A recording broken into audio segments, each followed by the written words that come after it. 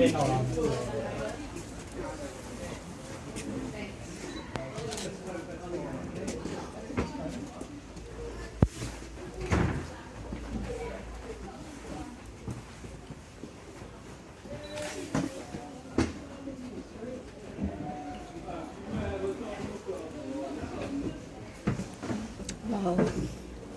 beautiful.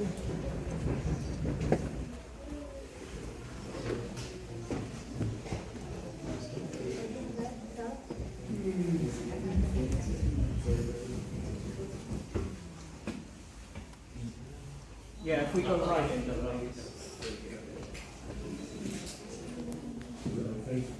Yeah, without flash, please. So here we go. Welcome to Cardiff Castle. Feel free to take photos without flash. It's just to help preserve all the beautiful decoration.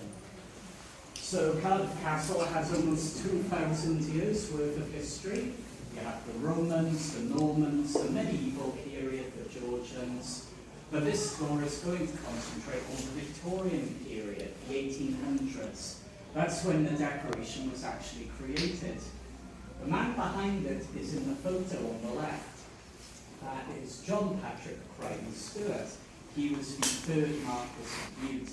Bute is a little Scottish island, so Lord Bute himself was Scottish, but he owned land in Wales, which made him very wealthy, thanks to coal.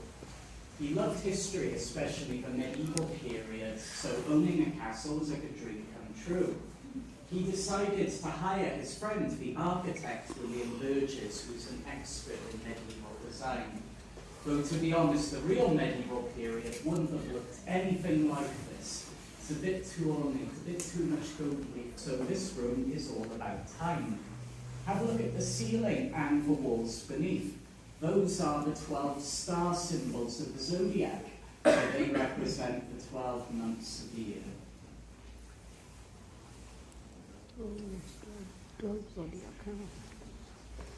The people on the walls around the symbols are doing activities that correspond with the 4 seasons.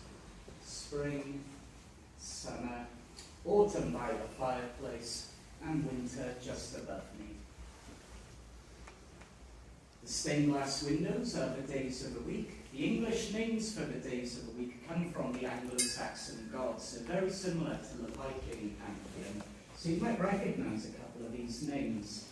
We have Mani for Monday, Tyr Tuesday, Woden or Odin for Wednesday, and then the most famous one because of all the Marvel movies, Thor, Thursday. Oh, it doesn't really look like Chris Hemsworth there. And we have Freya for Friday and Saturday. There's no Sunday because Sunday wasn't named after one of these gods, but the sun, which you can see in the center of the ceiling, Sunday. And at the corners of the room are the different times of day. So we have sunrise, midday, sunset, nighttime. On the fireplace, we have the figure of love holding a bow with a pair of arrows, very similar to Cupid. They shoot people and make them fall in love. Beneath is Capricorn, the symbol of winter, because this is the winter smoking room. The writing beneath is in Latin. It says, "Love conquers all, let's all surrender to love." So you have these couples, they're dressed up in medieval outfits. They're doing lots of different winter activities together, like ice skating. The blue and white pattern on the shield is Lord Bute's heraldry. It's his family symbol. You can see it repeated all over the ceiling. It's in most of the rooms we enter because Lord Bute was very proud of his family heritage. So this room was a smoking room. Lord Bute would come here to drink alcohol, he would smoke, play board games. Women during the 1800s weren't really encouraged to smoke. Smoking was considered to be a bit too manly, a bit too masculine. So traditionally, women weren't welcome in smoking rooms, but the women had rooms that the men weren't really welcome to visit, so it kind of evens out in the end. Any questions so far? It's okay, feel free to ask if any do come up. So when we go to the next room, We'll go back through this door, and when we do, if you look up, you'll see a monster. He's there to frighten women in a way that clearly doesn't work. So look up, but then mind the step.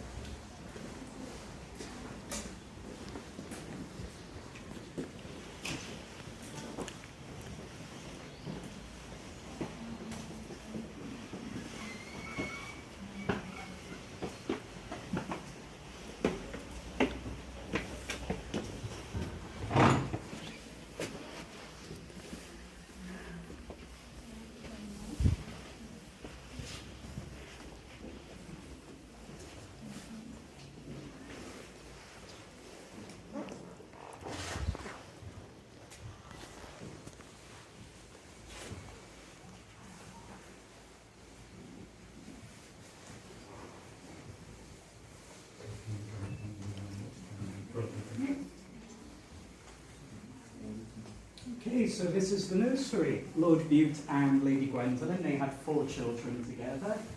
So we had Margaret, she was the eldest and the only daughter.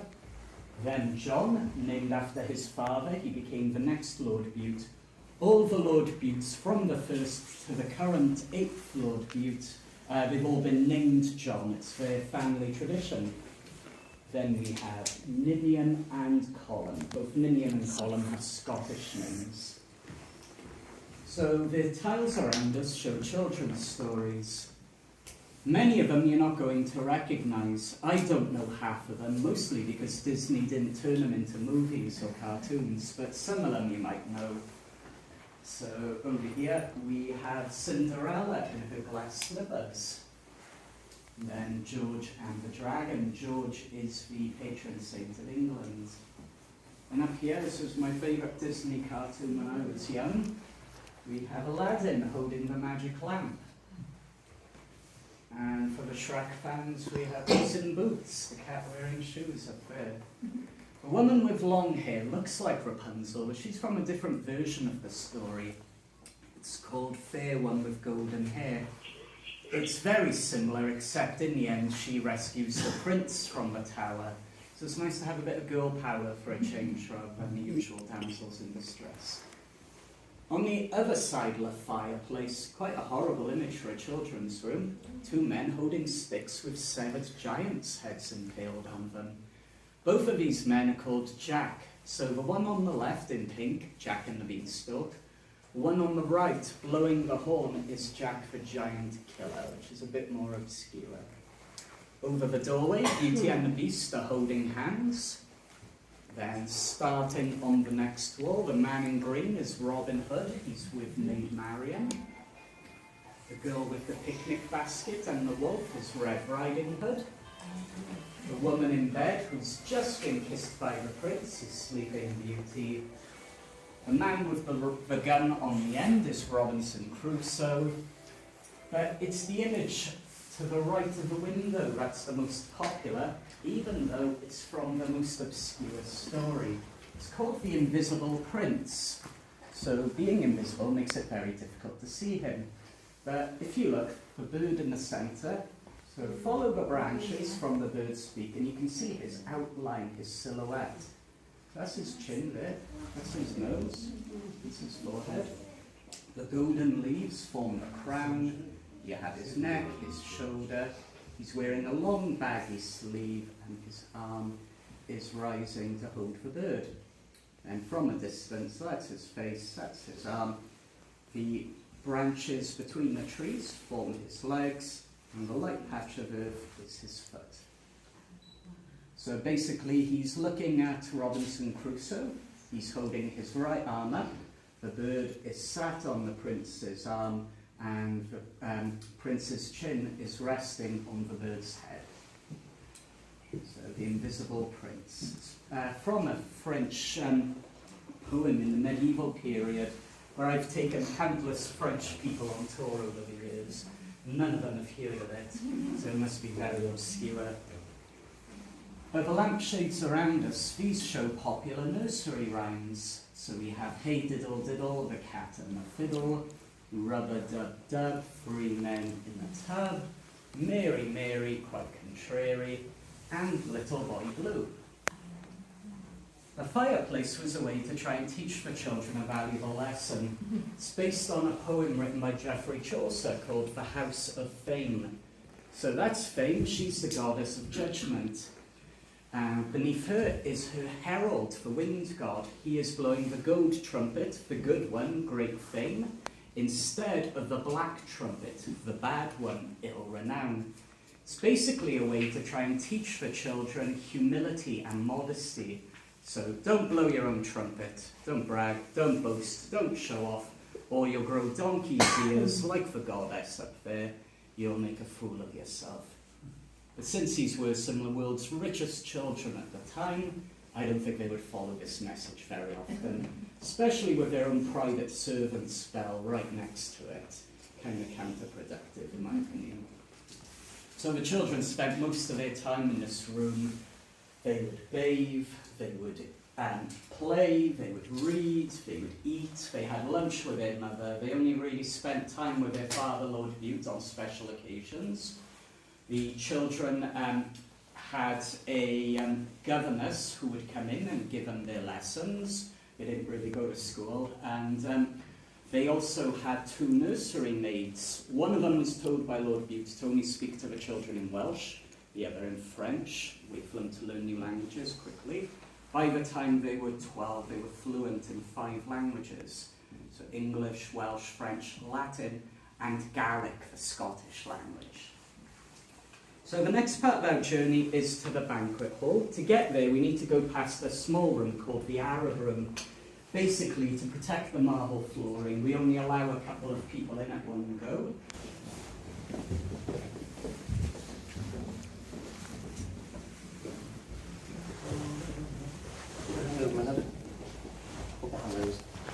There you go, that's fine. Thank you. Oh, down there also. Oh, no, sorry, I can stop in the tour from coming in here, so you're okay. Spend as long as you like in there.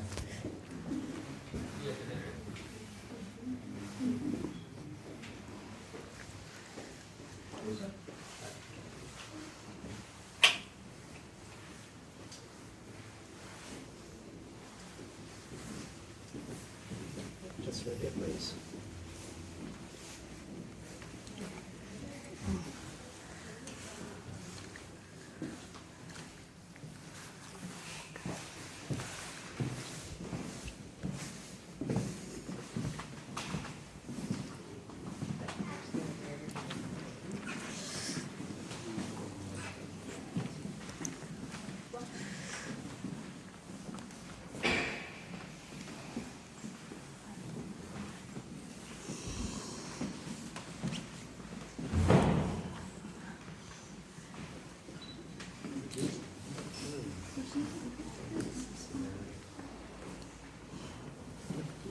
So yeah, take a seat if you like. You don't have to if you don't want to. So this is the banquet hall. It's the largest room of the castle, and it's in the oldest part of the house. So the sections we just walked through, those were mostly the extensions which were created by Lord Bute's family in the 18th and 19th centuries. This part is the original manor house. This was built in the 15th century by Richard Beauchamp, the Earl of Warwick, a very powerful medieval lord. But by the 1800s, when Lord Bute came here, this room didn't actually exist because there were 7 bedrooms on 2 floors. Because Lord Bute's family were making this house much larger than it originally was, they decided to demolish all pre-existing rooms. They lowered the floor, higher the ceiling to create an absolutely massive space to entertain Lord Hugh's visitors. So he had a long table going right through the centre with space for 24 people to sit around it. The banquets Lord Bute hosted would last hours and hours. He had about 10 or 12 courses. And because it lasted so long, they needed a bit of entertainment. So over here, we have a wooden screen. The top left is called the Minstrels Gallery. So that's where the musicians would stand and play Welsh music for the guests. So this room is all about history. On the ceiling, there are angels holding shields. There are also smaller shields beneath them. They have names written next to them. Mostly Scottish names, because this is Lord Bute's family tree. You could trace it back 600 years to Robert and Bruce, King of Scotland. So he was really proud of his heritage, related to royalty. It was an illegitimate link, but he wouldn't really mention that part to his friends. The painted walls around us tell the story of this man on the horse the knight in the fireplace. His name is Robert the Consul. And he's the man who built the stone keep, the castle on the hill outside, back in the 12th century. The man imprisoned next to him is actually his uncle. That is Robert, the Duke of Normandy. He was the eldest son of William the Conqueror, but unfortunately he and the Conqueror didn't get along. Robert actually tried to overthrow his father on one occasion. So when it came to the succession, it wasn't Robert who was named king, it was his brother, William II. But poor William died in a mysterious hunting accident. So then the crown went to the youngest brother, Henry I.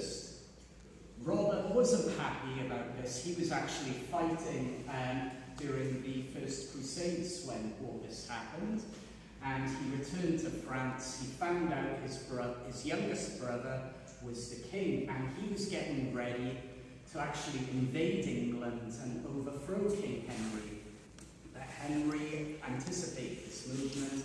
He actually invaded Normandy, France. He captured Robert and imprisoned him. He spent 20 years of his life being moved around various castles over England. And then, when he escaped from Bristol Castle, they decided to take him to the most horrible place they could think of. Wales, Cardiff to be specific. He spent the last 8 years here. He died when he was 83 years old, which back in the 12th century was practically unheard of. Most people during that period, they were lucky to live into their 30s or 40s. So the fact that he died in his 80s shows it was probably more of house arrest than actually being locked away in a dungeon and being treated. The stained glass windows show the previous owners of the castle and their partners. You have some very infamous medieval families there, like the Clares and the Spencers. But the worst one is the man there with the crown on his head. That is Prince John, who later became King John. Most people know King John as the bad guy from the Robin Hood stories. So this banqueting hall is still used for its original purpose. If VIPs come to Cardiff, they often use it. So we've had the royal family on many occasions. We've had the late Queen Elizabeth II, we've had Charles, both as the Prince of Wales and King Charles III. We have had Harry and Meghan, William and Kate. We've also had other prestigious guests like Nelson Mandela, John Paul II, Barack Obama, President Barack Obama. But you don't need to be important to use this room. You just need an awful lot of money. Birthdays, weddings, anniversaries, whatever you fancy. I think it's available tonight if you want to use it. It won't cost too much. Only about £750 per hour, and it's a minimum of 4 hours. It does not include the food or drink, but the good thing is, just across the road outside, you have Burger King, McDonald's, Subway, Express, Pizza Hut, plenty of catering options. So the next part of our journey is up a spiral staircase. We're going to look at Lord Bute's bedroom and the garden. There are handrails at both sides. side. It's a gentle climb, but if for whatever reason you don't think you can do it, that's no problem. Speak to my colleague Dean, and he'll show you where you can catch up with us later. If you remain seated, if you don't do the stairs, if you want the stairs, please come towards my colleague. Yes. Good ticket, yeah, thank you, sir. Yeah. Thank you, sir. Thank you, Mother. Thank you. That's lovely, thank you. Thank you very much. Thank you. Very much, thank you.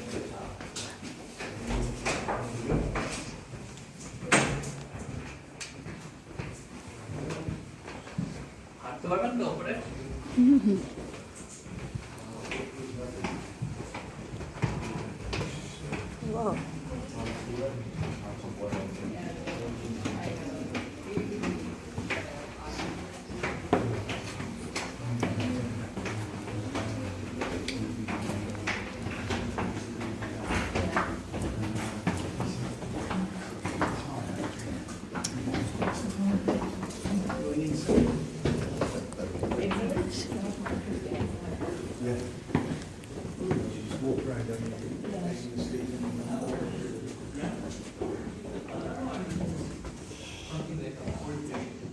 Some of it's gold ink, some of it's gold leaf, so very, very thin sheets of gold. Yeah.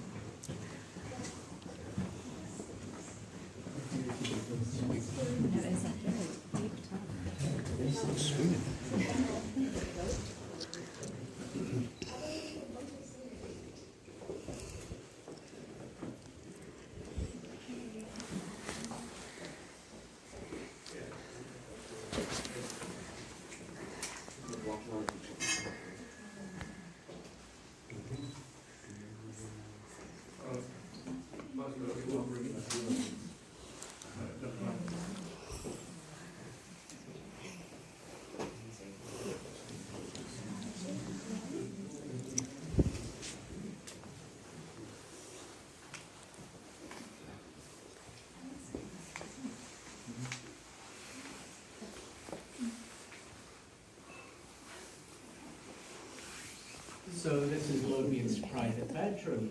It was common amongst the nobles to have separate beds for husband and wife.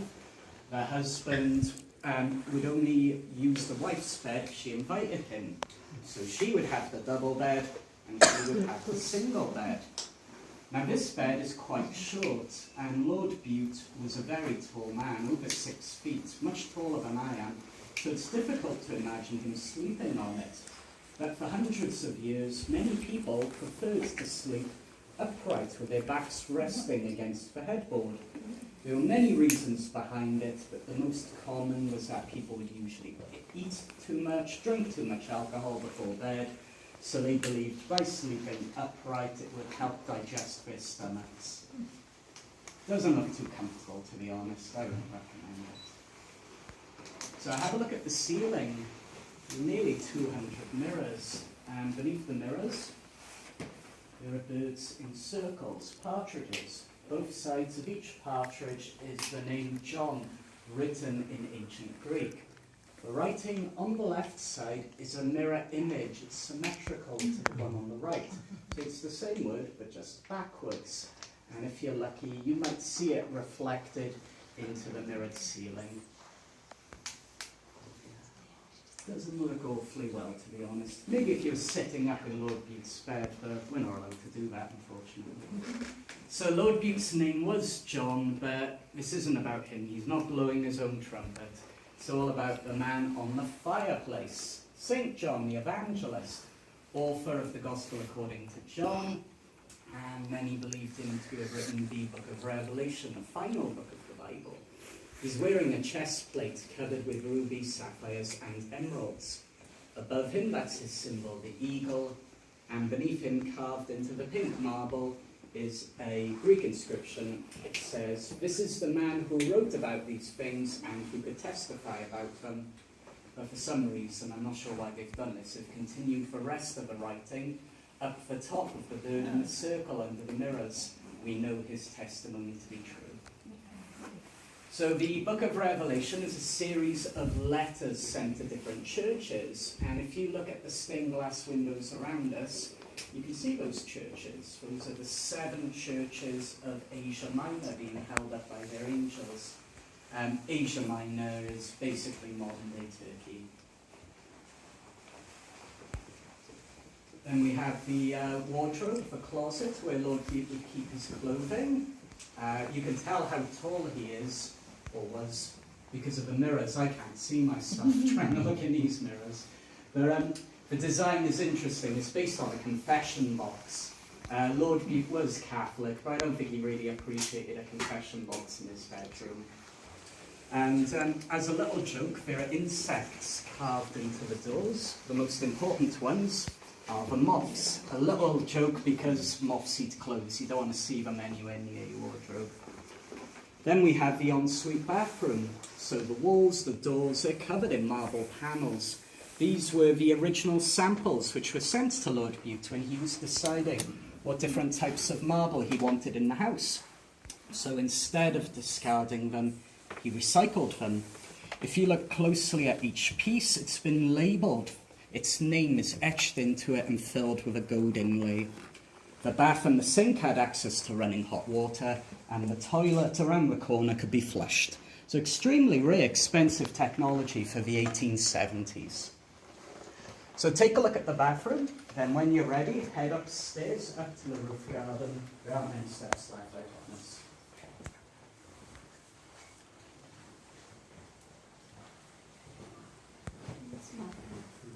Tuvalet'teki usta.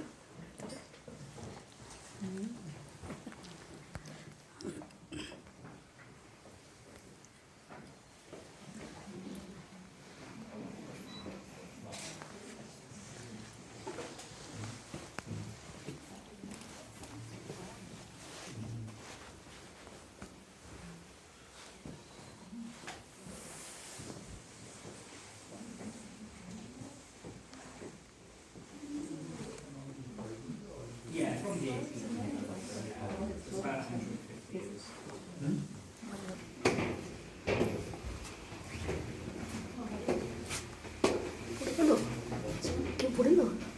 Ada boleh?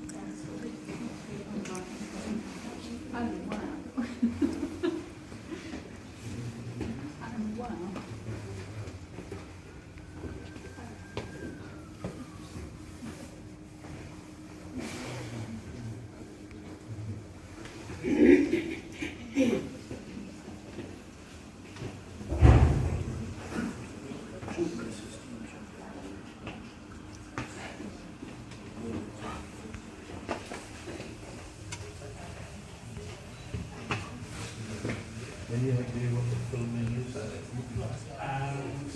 couldn't tell you, so I haven't. They want to get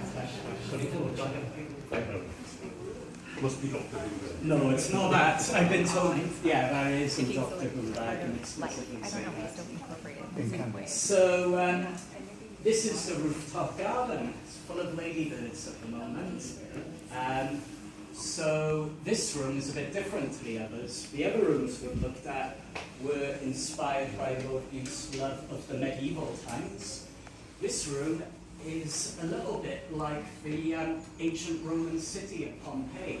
So many of the houses they've excavated there have these big open courtyards. It's a way to allow light and fresh air to enter the property.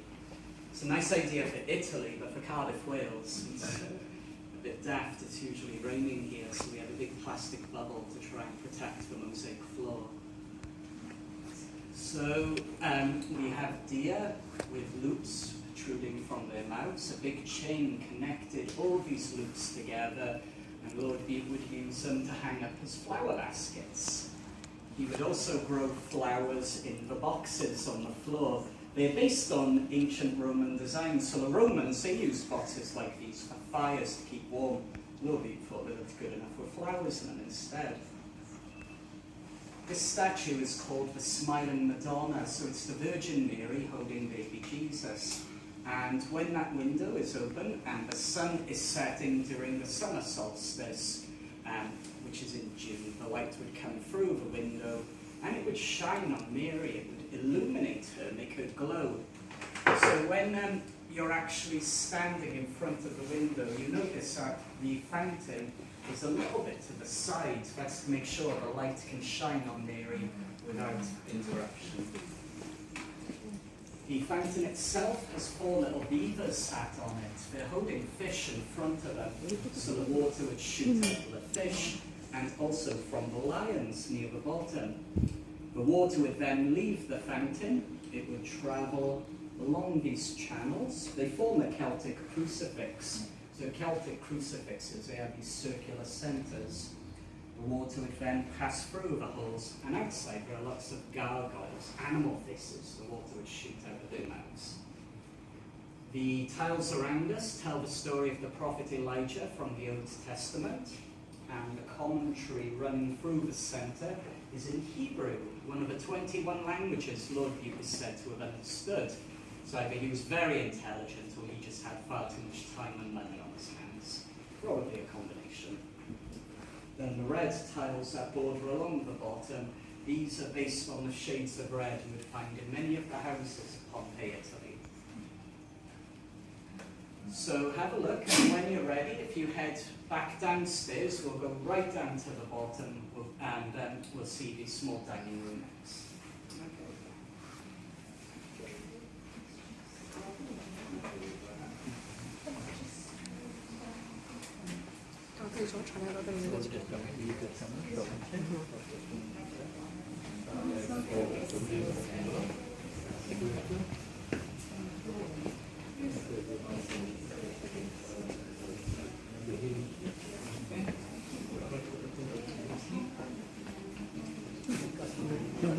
Thank you.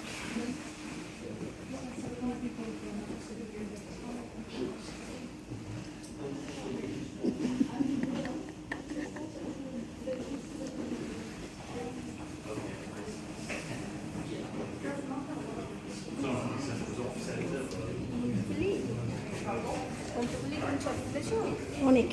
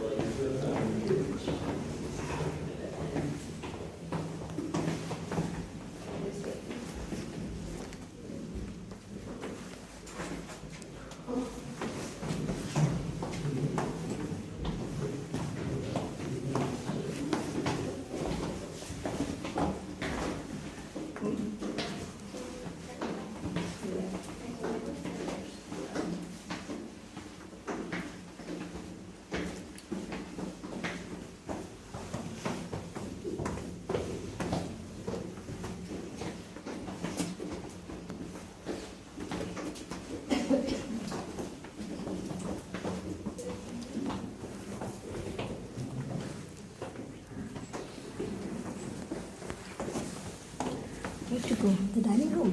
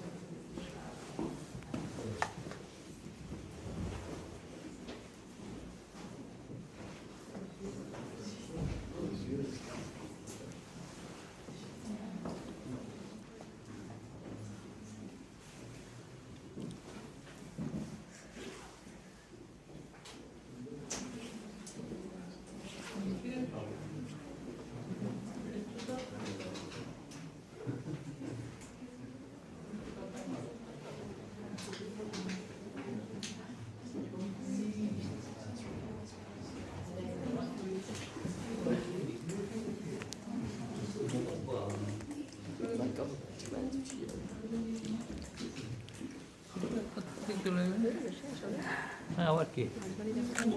Awak?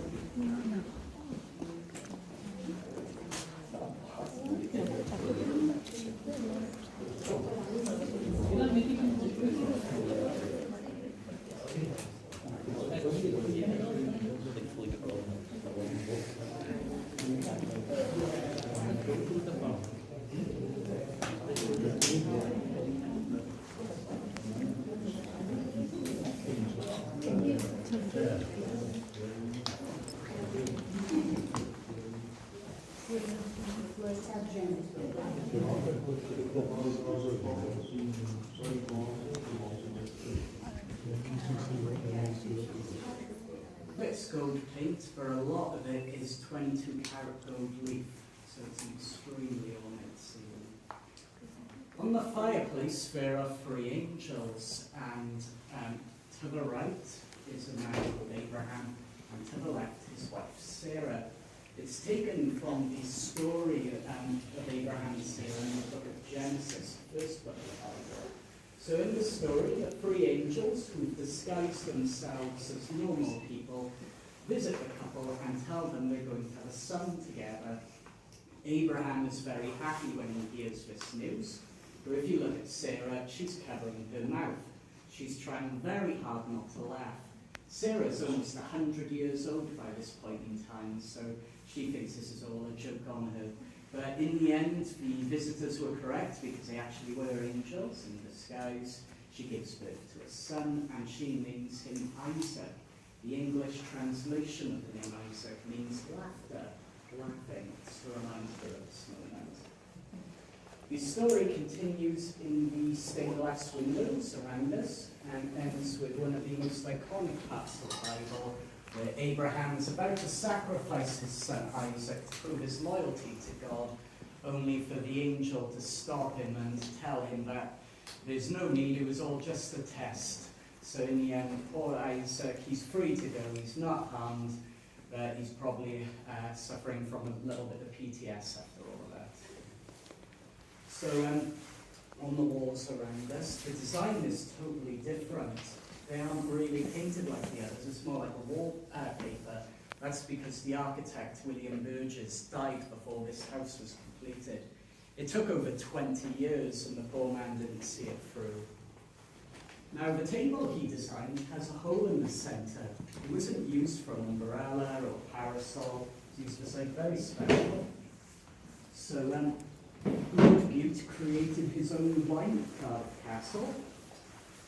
And to make wine, you need grapes. So this is a grapevine. The grapevine would come through the centre, so Lord Bute could help himself for fresh grapes between meals. Yeah, why not? If you have the money. As you do. So Lord Bute, he passed away in the year 1900. He was only 53 years old. His son took over, and he was more interested in the older aspects of the castle, like the keep and the external walls. So he didn't really contribute much to the house other than the entrance hall.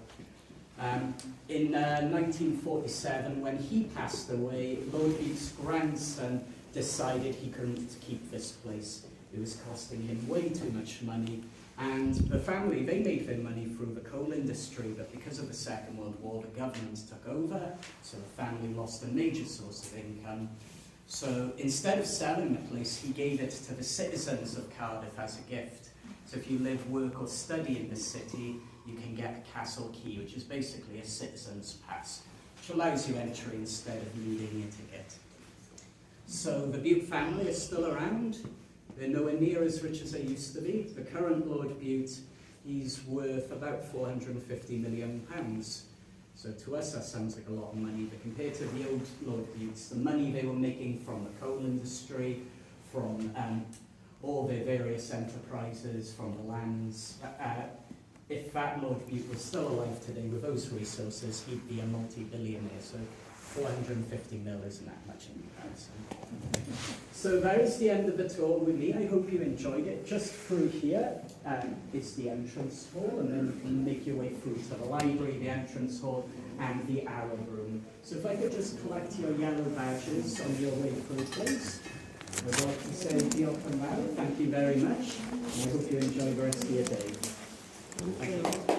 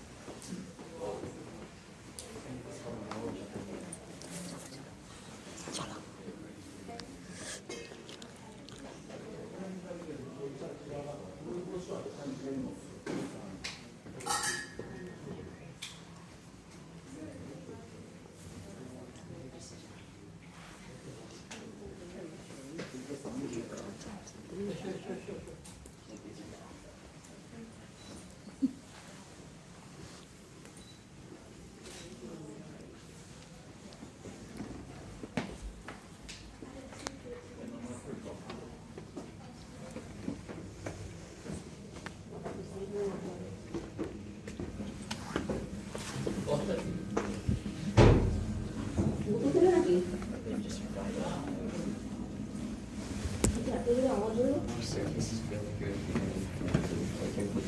Feels like you're never actually getting to the bottom of where you're trying to go.